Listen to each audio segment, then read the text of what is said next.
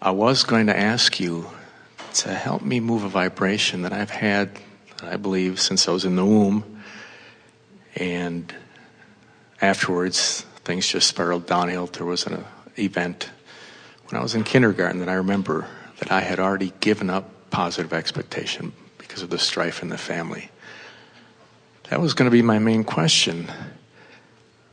But then yesterday, driving down here, I had an experience on the highway. It was after Fort Worth, and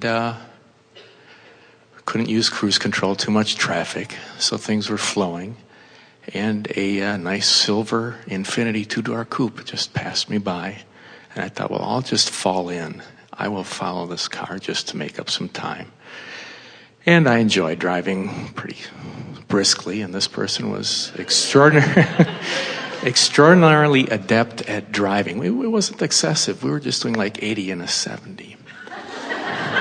Everybody else was doing 75, so what's the big deal? But, and I also, the windows were darkly tinted. But as, you know, we're going back and forth, I come by and I noticed the light was just right and I could see the driver. And it was a brunette woman, kind of attractive. And somehow, the universe, I mean, I like everybody, but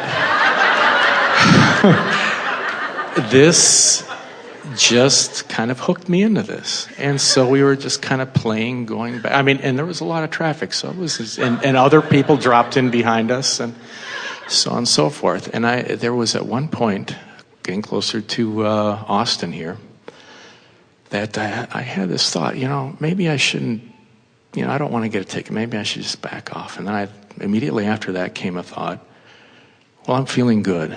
I'm playing. I'm having fun. What's to worry about?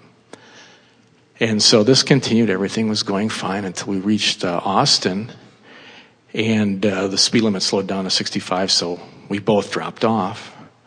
And everything was fine. And then on the on-ramp comes a state trooper in front of us, coming up ahead. So I thought, well, this guy obviously hasn't, you know, couldn't get us. And but as he came in, I looked over and he looked right at me. And, you know, I didn't really think anything too much about it because I thought, okay, we're not speeding now, etc. And we kept on going, and he was a distance behind. Then I glanced over. The silver car was next to me, and somehow this extraordinarily dark tint, but the light hits right, and I look over, and I can see her. You know, you know, a pleasant thing. It was fun. And I notice her kind of looking back, and I look over my left shoulder, and the trooper is behind us, and the trooper pulls her over, and not me.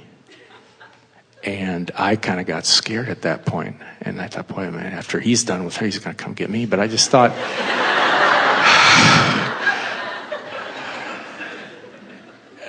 and I kind of calmed down, and then it occurred to me, a thought came into my mind. I created the whole thing.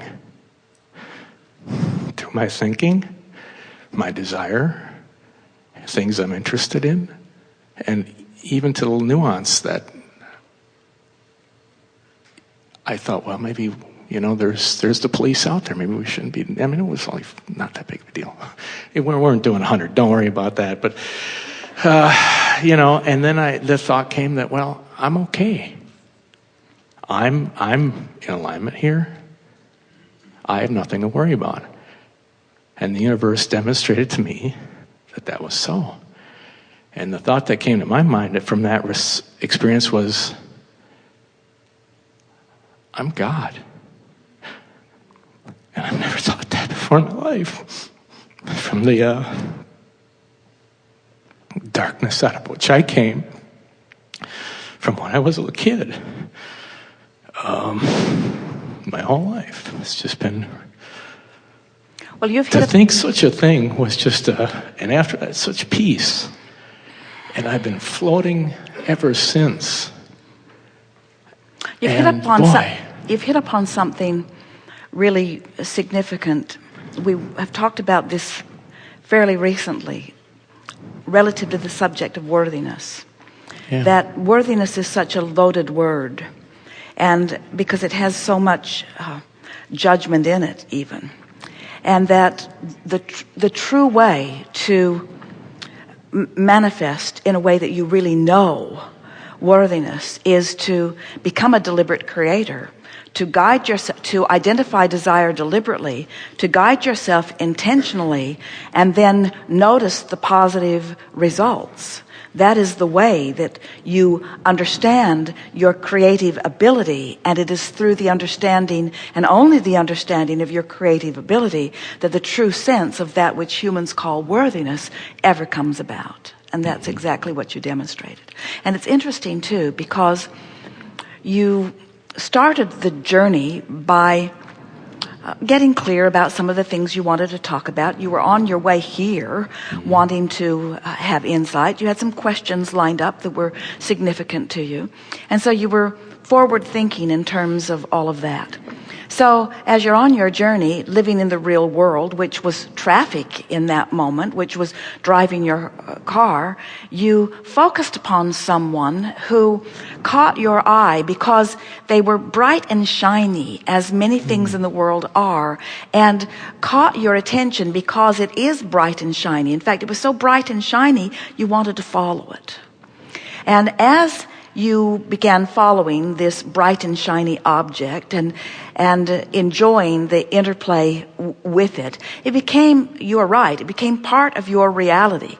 In other words, it was attracted to you by the vibrational circumstances of what you were putting out. But it's deep what happened, because you wanted to drive faster than the speed limit really allows.